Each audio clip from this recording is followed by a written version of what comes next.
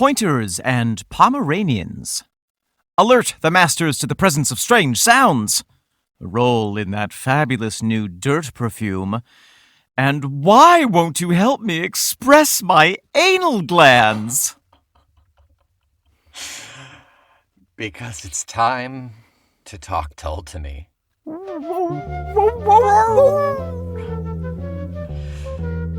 know, I spent time as a dog groomer. Oh. I refused to have any part of the anal glands.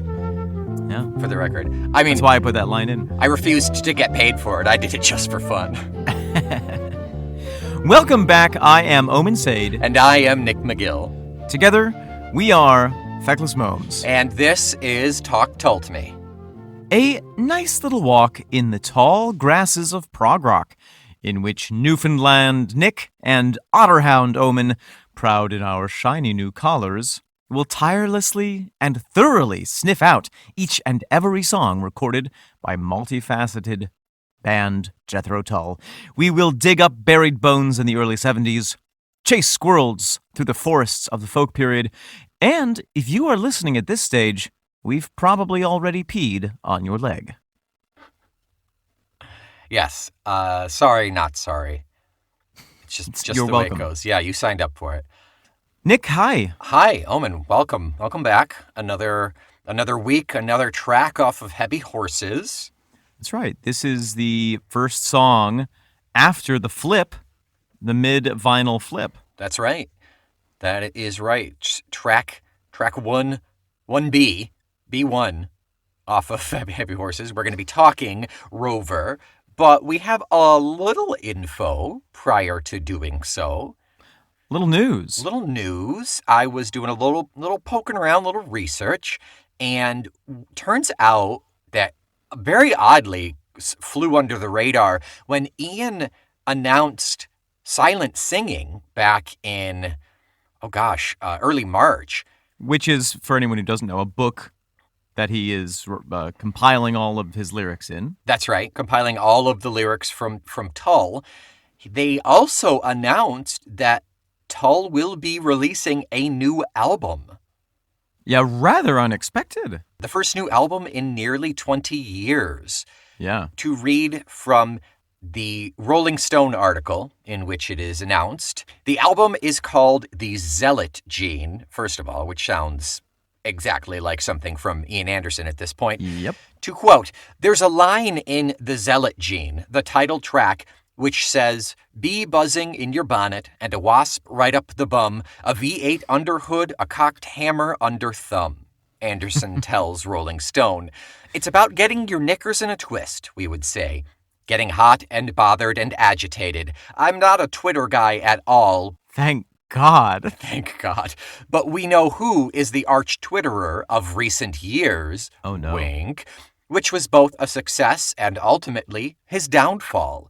It's that kind of vehemence or zealotry which comes with a point of view and wanting to indoctrinate people with a very polarized and divisive view.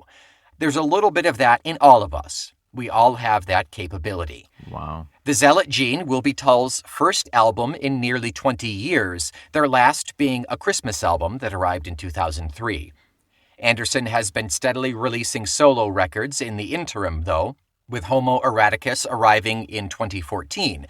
The musician says he doesn't know when Tull's new album will be released, but he's about 3/4 of the way through recording it. The band started working on it in 2017. The lyrics to the songs from the Zealot Gene will still be included in silent singing, though, despite not being officially released at the time of publication. Interesting. Yeah. So many interesting things going on in that excerpt, Nick. Yeah. I mean, the big news is that Tull is coming out with a new album, which is kind of massive and actually throws our plans into disarray, doesn't it? It's pretty monumental, and we'll see if it's out before we finish the podcast. I reckon it will be. And if not, I guess we'll just have to come out of retirement. That's right. We will. We certainly will to do those episodes, but it certainly throws a wrench in the whole, what did I say, 300 episodes even? Yeah. It's okay. It's okay. For this, it's okay, for sure. Yeah. And we also have, I think you have a quote, is that right? Or a little excerpt from one of your books? I do. Actually, I want to save that until after we listen to the song. Oh, because okay. I think it's song relevant. For listeners, I will include a URL in the show notes for that Rolling Stone article about the zealot gene. Yes, we await it with bated ears. Bait those ears. I put cheese in my ears. Does it work? As bait. Yep. Oh. The mice come straight in. And then your ears consume them. Full of mice. Full, just lousy with mice. All right, we will save the excerpt for a little later on, but let's listen to the track at hand today, this week. Which is, Nick? It is Rover. I really like this one. I'm excited. It's pretty fun. Let's give it a toot. Common phrase.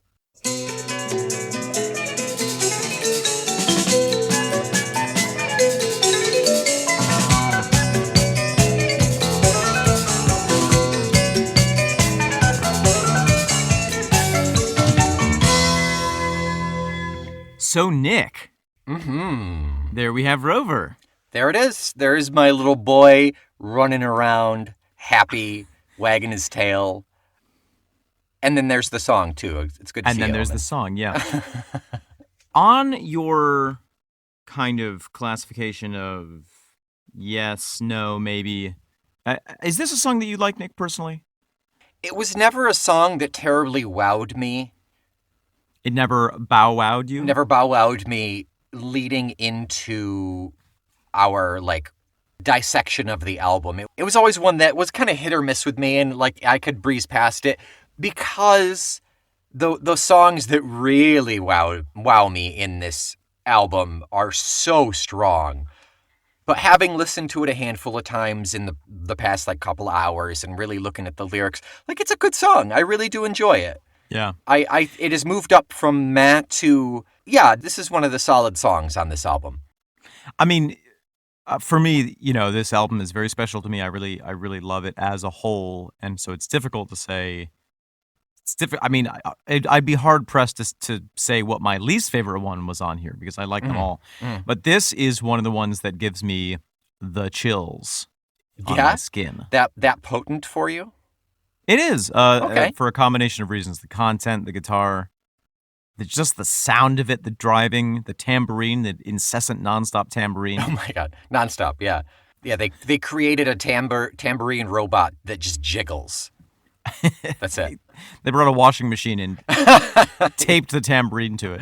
Yeah, everything else about the washing machine is sound dampened, but there's a microphone on the tambourine. On the tambourine, so, yeah. Okay. No, I love this song, and I'm excited to talk about it. Yeah, musically, it's darn solid. It's a lot like German. It's a lot like Journeyman, I feel, where... Germanman. It's a lot like Germanman, yeah. That there's a sound here that's very not very Tull up until this point. It's got... I can't quite put my finger on it, but maybe it's just the fact that we've had half of Heavy Horses in all of songs to really get into that folk feel. But it's also that perfect little sandwich, like Journeyman we said last week. It's smack dab in the middle of this folk trio, and Journeyman really takes you out of that sound. Well, technically, Rover is also smack dab in the middle, because one is on one end side of the cusp and the other is on the other. And we get that feeling. And then what's after this is One Brown Mouse, which goes back into that folk sound. Yeah. I'm glad that you brought up Journeyman because I feel like these two songs are appropriately placed in terms of the end of side A, the beginning of side B. Yeah. Because I feel like they're almost mirror images of one another, or one of them is what's that thing when you take a picture on film? A negative. A negative, yeah. One is the negative image of the other in, not so much musically, although Journeyman has that slower driving pace, whereas Rover is almost frenetically driving. The energy of a dog, yeah. The energy of a literal doggy. Yeah. But also content-wise, the theme of Journeyman is being trapped in an endless cycle of transportation. Mm-hmm. Whereas the theme of Rover, one of the themes of Rover is the undeniable desire and impetus to break free. Slipping off the chain. Yeah, it's I don't know. I love the combination of these two songs. Yeah, and also in comparison with a counterpart song on side A. Side A, the first track is Mouse Police. It's about a cat. Yeah. And side B, first track, is about a dog. And I have read, Nick, that this song was at least partially inspired by Ian Anderson's dog. Yes, I saw that too, yeah. As Mouse Police was partially or entirely inspired by his cat. So he's really, he's reveling in the new possibilities that his country life have afforded him. Yeah. Pet ownership. That's the only reason he moved out. Yeah. It's a good reason. It's not bad. It's not bad. Now, Nick, I must admit that I am at a disadvantage when talking about this song because I have never owned a dog. That's true. Your brother has owned a dog. My brother has several dogs. That's the extent of it. I've been a dog uncle. A dunkle. Yeah. I have some very special dogs in my life. Mm-hmm. Fraggle, the dog, who now lives in Santa Fe, is a very special dog to me. Yuki, your dog, I have less of a developed relationship with, but I respect her. She mindlessly and unconditionally loves you. I figured that was her reaction to everyone. It is. It really is. Yeah. Great. As long as I'm not special. I did grow up with dogs. I've always had dogs. There was a stint right after college when we were bouncing from an apartment to apartment and working very low-wage jobs that we didn't have a dog. But, I mean, I grew up with one, and then we got Yuki some 10 years ago or something at this point. So, yeah, my sweet little pitty. So, yeah, we're coming at it from two different views, but I think ultimately we're honing in on the same point because this is, for lack of a better phrase, this is kind of like stereotypical. He is describing a dog here, and we kind of know that feeling. It's like the dog from Up. What's his name? Doug? Yeah. Is it Doug? No, yes. Yeah. I think it is. I agree. There's a very dog-inspired dynamic musically with this song. And let's talk a little bit about the music. Yes. Yeah. That intro is really One solid. of my favorite Martin bar so riffs of good. I actually used to think, well, I have now concluded that sound is mostly Martin with some added glockenspiel. Oh, yeah. There's glockenspiel. No, the glock is wood, isn't it? Glockenspiel is wood. I think this one's xylophone. No, marimba's wood. Oh. Glockenspiel is Glockenxylo, yeah, metal. So it's glockenspiel. There's the guitar. I think there's, at the same time as the guitar, I think there's keyboard in there doing the same thing. Yeah. But I used to think it was just keyboard or Glock. Oh, no, yeah, I didn't realize that Martin is playing such intricate little arpeggiated phrases on the guitar. Plucks and twangs, yeah. And then the bass comes in, then it stops, it drops out, and then we get that really pretty acoustic with some drum hits on the toms, and it goes into Ian's flute. We get some good solid flute trills in this one. We do. We also have some nice examples of Ian and Martin working hand in hand, flute and string together with some unison phrases between them. Mm-hmm.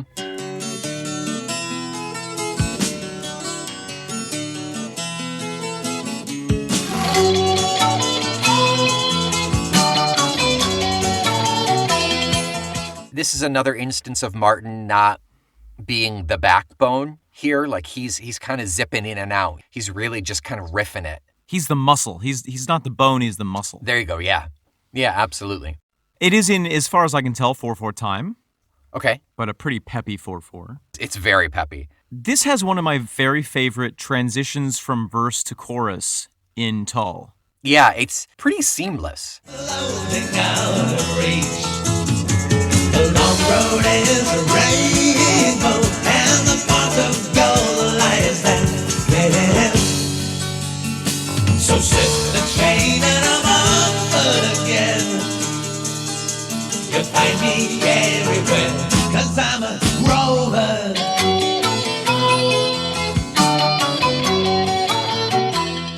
I believe it goes from minor to major with that chorus. Okay.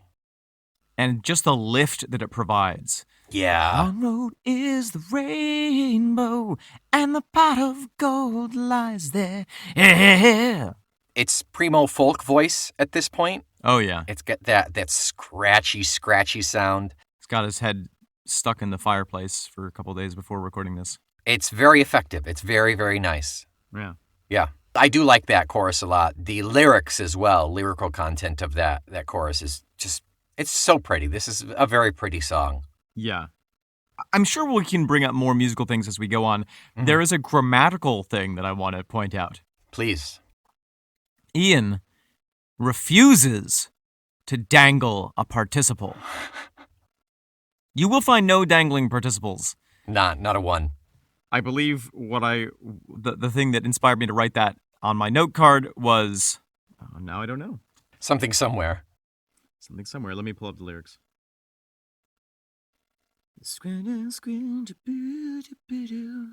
As the robin craves the summer to hide his smock of red, I need the pillow of your hair in which to hide my head. As the robin craves the summer to hide a smock of red, I need the pillow of your hair in which to hide my head. Not to hide my head in, Yeah. I get it. I'm okay with it. and I appreciate that. But maybe it was also just to rhyme red and head. I don't think it was a matter of like, I cannot split Well, it could have been this. as the guppy craves the seaweed in which to hide his fin. I need the pillow of your hair to hide my head within. Okay. Tune into our other podcast, Rap Tull Rewrites with me, in which Nick and I make Ian Anderson's writing worse. I like it. But that leads me to the question, explain, why does the robin crave the summer to hide his smock of red? To revel in it, not to hide in an old-fashioned sense, to dive into, to immerse oneself in. That robin is, if in a medieval sense, generated by summer. Its existence is dependent on summer. I mean, I get that, but it's the verb to hide that I'm confused on. Delight didn't scan. Yeah, okay. Yeah. Okay. To pride his coat of red? Yeah, that works. We're I gonna like fix this, that. Nick. We're gonna fix this whole song. We're going to send these rewrites to Ian soon. Hey, Ian, we heard you're publishing your new lyric book. We got a few suggestions. Before you print it, here, drop this You in might your wanna word take a look at processor. Don't get the crayon on your tablecloth. Let's talk lyrically, Nick. Yeah. I chase your every footstep and I follow every whim. When you call the tune, I'm ready to strike up the battle hymn. I chase your every footstep and I follow every whim. When you call a tune, I'm ready to strike up the battle hymn. So, okay, let's zoom out for a second, if you don't mind. I don't have a choice. No. But I also conveniently do not mind. I think that this song, I think you could easily lose sight of one of two important things. Okay. One is, I think that this song really takes its inspiration from a real dog. Yes. Oh, yeah. Yeah, it's a lot like Mouse Police, where, like, you could get away with stereotypes and stuff, but there's so much detail, there's so much specific detail Yes. that he's clearly been observing these things. I could not have said it better. But at the same time, I think that this song becomes, especially in the later verses, in the last verse, a metaphor for the condition of having a home but also being a touring musician. Yeah, I was going to ask you about that last verse. I'm very... It is not clear to me how that tracks into the dog feeling. Right. Well, and that's why I think it really is about both. I think that, Sure. It would be a mistake to say it's about this or it's about this. I think Right. that this song synthesizes observations of Ian's dog, Mm-hmm. his love for his wife, Right. and his talking about the impulse of being a musician. Okay, so he follows his whim, is the impulse of the musician. However, when he comes home from those long stretches, he is the dog to Shona. Exactly. Yeah. Which really, I think solidifies that, because I have in my notes here, we have a couple lines down, my lady of the meadows, my comber of the beach. My lady of the meadows, my comber of the beach. Again, to go back to Mouse Police, it feels like it's the relationship between Ian and this cat, or Ian being the observer to the cat, as opposed to this one where it is the dog is the narrator, but he's not saying this to Ian. He's saying it to Shona, and that really makes it that much more poignant, I think, with your point here, is that it's the dog, but it's also Ian. Both of them singing. I think it's Shona. Ian recognizing in the dog certain behaviors and impulses that resonate with him. Yeah. Like if Shona asks him to do something, he will do it. His body will respond. He will fetch the stick, whatever the stick is. Yeah. At the same time, if a squirrel runs by, boom, off he goes. He will follow that whim. Yeah. Right. Well, but I think that whim in this context actually refers to Shona's whim. I chase your every footstep and I follow every I know. whim. I know. I agree, but I think it could go either way. I think it is that easily distractible thing that a dog could feel. But also, if he's full 100% attention on her, he will do whatever she wants. But that is the condition of being a dog, isn't it? It's like Yeah. every single thing is the most important thing and nothing else exists. Until that next utmost important thing. And then nothing else has ever existed. Exactly, yeah. So here's, Nick, where I want to bring in a little excerpt from the book that I found. Please. This is from Flute in My Underpants, an unauthorized Omen biography. That's right. Coming out soon. It's a biography, but it's still unauthorized. You wrote it. No one authorized it. But I did not authorize anyone to read it. All right, there it is, yeah. This is from A Passion Play, the story of Ian Anderson and Jethro Tull by Brian Raby, or perhaps Raby. We'll never know. In Chapter 30, Ian Anderson's Time Bomb Theory, we have a quote from Ian Anderson.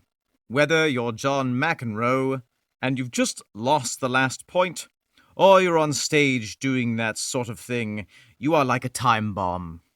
If someone touches you, or someone gets on stage who shouldn't be there, or something happens, you really would kill at that moment. I wouldn't make a good bank manager, for example, because I'd be exploding quietly 12 hours a day and probably would have died of a heart attack or some evil cancer years ago. At least I think being lucky enough to get on stage and explode in a controlled environment is a fortunate occupation to have. He goes on, I think there are two sides to it. A lot of people who have pent-up emotions or surplus physical energy, the going on stage is an outlet. It's a safety valve. I guess the same could be said for professional and competitive sports as well. A lot of people who are drawn to that sort of life are people who do have this tremendous excess of energy. I think people who, on a quieter level, have an excess of creative energy might become obsessive landscape painters or novelists or whatever. Essentially, it is a quite healthy thing to do if you are lucky enough to have that outlet. So, and then he goes on to sort of describe how difficult it is for him to stay at home and how it takes him 2 to 3 weeks of being at home just to get used to that. And he really craves being out on the road. And I think that relates to this song in a really important way. You know, he loves the person that he loves. Mm-hmm. Yes, the dog loves the dog's master. But there is an excess of energy that can only be satisfied by running through the fields or going out on a world tour. Right. A quick callback to the landscape painter, that made me think of Jeffrey. Oh, yeah. Wow, I didn't think of that. That's funny. Yeah. Whatever your running in the fields is, you take it, Yeah, and that was the thing with Jeffrey. Ian was like, play the bass with us forever. even though you're not the best bassist. Yeah. And he was like, oh, wow, I'm making so much money. You know what? I'd really rather just go home and paint. I just want to paint, yeah. So I think, as we go through this song, the first stanza sets up this relationship with the dog very kind of directly and literally. With some gorgeous lyrics in there. You've thrown the stick for your dog's trick, but it's floating out of reach. You've thrown the stick for your dog's trick, but it's floating out of reach. And then as it goes on, it transitions more into the dog inside Ian, which is making him go out and live on the road and perform. Right. That switch, those two kind of short stanzas, the one after I need the pillow of your hair. I'm simple in my sadness, resourceful in remorse. I love that line. I'm simple in my sadness, resourceful in remorse. I can relate to that line. I so know you perfectly. can. And it's also like that's a dog that he's still like really embodying and encompassing the description of a dog. Like it makes so much sense to me. Well, tell me more about how that relates to dog behavior. I'm simple in my sadness, resourceful in remorse. It's very easy to bum out a dog, you know. Right. It is. I'm simple in true. my sadness, you know. That they all you got to do is leave the house at the wrong time or tell him to get off the couch. I mean, it all varies very drastically with the dog, but like I've seen Yuki be depressed, you know? Yeah. Well, and when a dog is sad, it is a complete sadness that permeates every fiber of their being. Yeah, like you said earlier, there is only one thing at a time with a dog. Right. And I think resourceful in remorse is kind of an allusion to how one portrays that sadness, whether it's puppy dog eyes. Yeah, or just like going and curling up in your bed and letting out a big sigh. A big dog sigh. Yeah. And then the next line is, then I'm down straining at the lead holding on a windward course. Exactly. Instant change. Yeah. Yep. Yeah. And I'm down straining at the lead, holding on the windward course. So then we get to this last stanza here, strip me from the bundle. Yeah. This is the one where I think we start to lose the lead, as it were. And I think where we get more of the picture of Ian. Yeah. I agree to that, and I encourage your breaking down of that idea because that's the only thing that could explain it to me, because I'm just really baffled with this dog analogy, this dog metaphor here. With this specific stanza. Yeah. Well, I think before we get into that, let's go back to, so slip the chain and I'm off again. You'll find me everywhere, 'cause I'm a rover. The long road is a rainbow, and the pot of gold lies there. So slip the chain and I'm off again. You'll find me everywhere, 'cause I'm a rover.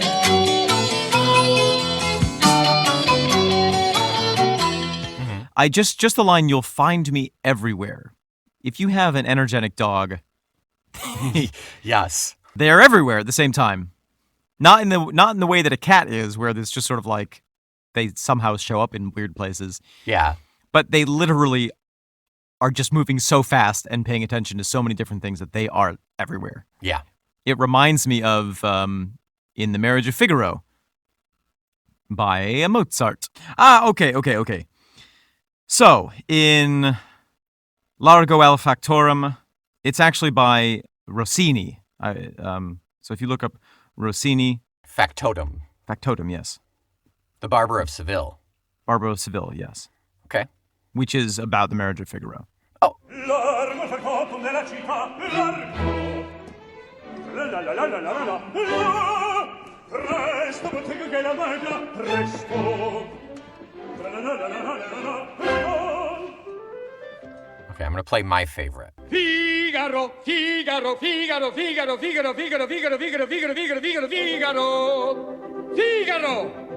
Son qua. Figaro. Son qua, Figaro là, Figaro qua, Figaro là, Figaro su, Figaro giù, Figaro su, Figaro giù. Pronto, prontissimo, son come il fulmine, sono il factotum della città, della città, della città, della città, della città. Do you recognize that at all? No, who was that? That was Robin Williams at the start of Mrs. Doubtfire. Oh my gosh. Yeah. So, why are we talking about Figaro? Because that song is all about him being called everywhere in the city and doing everything at the same time. And everyone's saying, oh, Figaro, Figaro, come here, come here, come here. And him saying, bravo, Figaro, bravo, very good. Fortunately for you, I will not fail. And Figaro's here, Figaro's there, Figaro's everywhere. He's everywhere at the same time. In tutti parti nella città. That's the sort of impression that I get from you'll find me everywhere because I'm a rover. Mm-hmm. It was a large digression, wasn't it? We got there. We got there.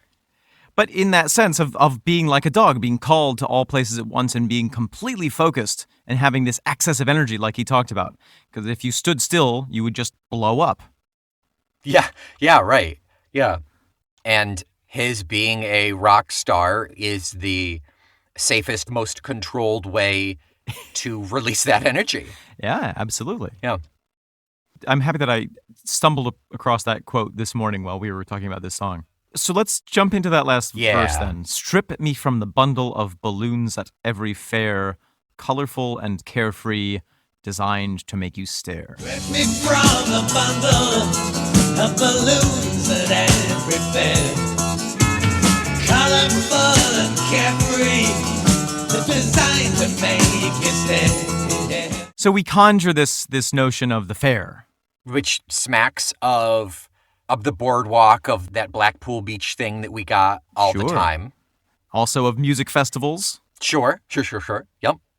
And then we have this image of balloons. Now, I'm curious as to when in the history of Jethro Tull performances they started using those big inflatable balloons. I think it was a little bit later. Yeah, probably. But it does make me think of that you know, that we have here the image of someone connected to this buoyant, lifting force. And he's saying, strip me from that. Yeah. Strip me from all the trappings that are designed to make people stare at me. Oh, no. See, I saw it as take me out of the bundle so I'm alone. I'm not a part of that bunch of balloons anymore. It's just me. You're taking me. Oh, that's interesting. Yeah. Pick me. I'm the best balloon. Yeah, I'm the prettiest. I don't know. No, I like that. It's like you could have had your pick of the litter and you chose me. Right, yeah. Yeah, and the same could be said for a dog. You know, if you rescue your dog, you're going to a shelter and you're picking a dog from presumably a bunch of dogs. Pick me, pick me. Yeah.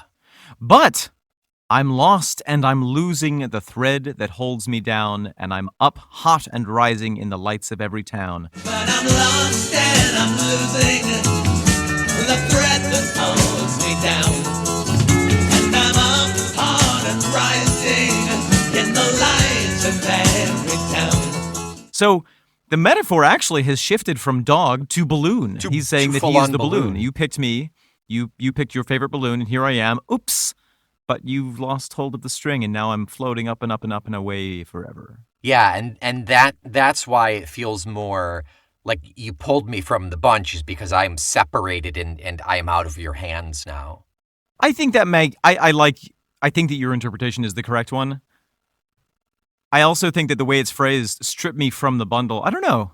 Separate me from the colorful things for a moment so I can be grounded. Oops, there I go again. There I go again. Yeah, on a whim, or on the back of the breeze. Or on the back of the bees. On the back of the bees. Yeah, on the knees of the bees. Maybe that's what that is you can come up with any number of analogies of things that move at a moment's notice with very little instigation. And maybe that is that imagery of just Ian being kind of blown by the winds. Blown by the wind, of the his ebb own and desire flow. in a way, and by the world, the life that he's created. Yeah.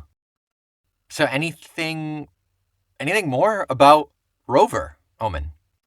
Was this a song that vibed with you, that you ever really related to? No, not necessarily. because we've had this discussion in the past about Acres Wild, maybe? Yes, that sounds right. About being on the move all the time. That was never a life that I led or had any desire to lead. So the idea of being a rover, of being someone who kind of moves with little to no impetus at times, it's just, no, I like a good solid steady place. Or lots of impetus but no direction. Or that too, yeah. Yeah. Yeah, no, I like it for the dog feel, not the transient feel. Yeah. Well, as a former transient, I liked it for that feel. And it for a little while I think this was a bit of a theme song for me, or I could listen to this and justify the kind of extreme traveling lifestyle that I was living, and that sense of like, oh, I want to be faithful like a dog, but I have to run away because I'm a dog. I don't know. If Ian can get away with it, why can't I? Yeah, that appealed to me in my 20s. Now I like it for other reasons, and I think that I have actually a better appreciation of the lyrics and poetry of it. Yeah. Yeah, I think so. I need the pillow of your hair in which to hide my head. To hide my head in. In which to hide my head in. There it is. Yeah.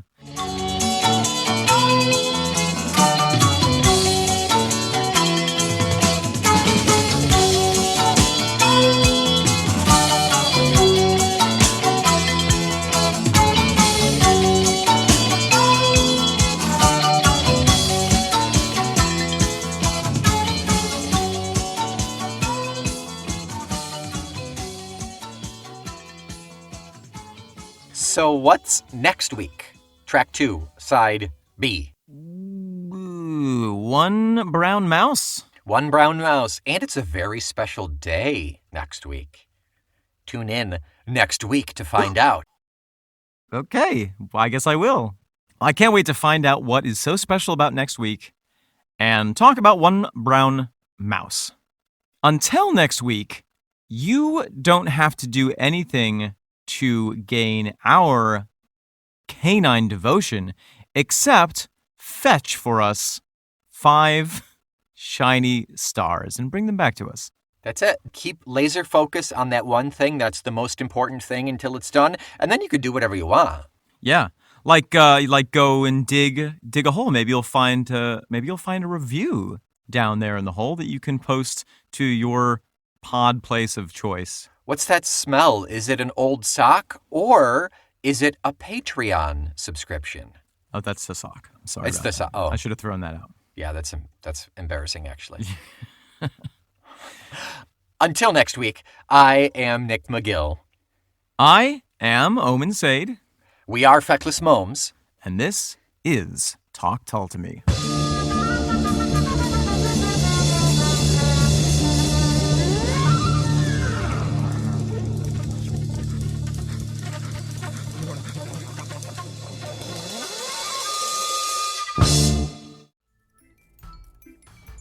Balloons!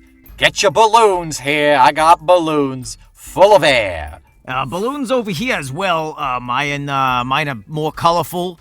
You probably noticed them from farther off, and they've got a special hot air in them. Hotsy totsy. My balloons will not burn your hands like that guy's balloons. The air in there is way too hot. Mine is perfect temperature. It'll float at a perfect level. You let go of the string, it won't go away. Never balloons lose on a these stick. balloons. Balloons on a stick. No longer with hydrogen. Not after last year. Stick. Oh God, I gotta innovate. Get a balloon stapled to any part of your clothing. Free staples. Buy the balloon. I'll throw in the staple for you. You, make your own balloon kit. It's we got a vat of hot latex here, and you can make a balloon in any shape you want. Even dip a body part into it if you want. Little extra. Free balloons for the kiddies if you buy an adult balloon for yourselves, ladies and gentlemen. Adult balloons, safety first. Safety first. Have a balloon, have some fun, and give a balloon to your kids so they'll shut up and leave you alone. I will not stop giving you balloons until you pay me.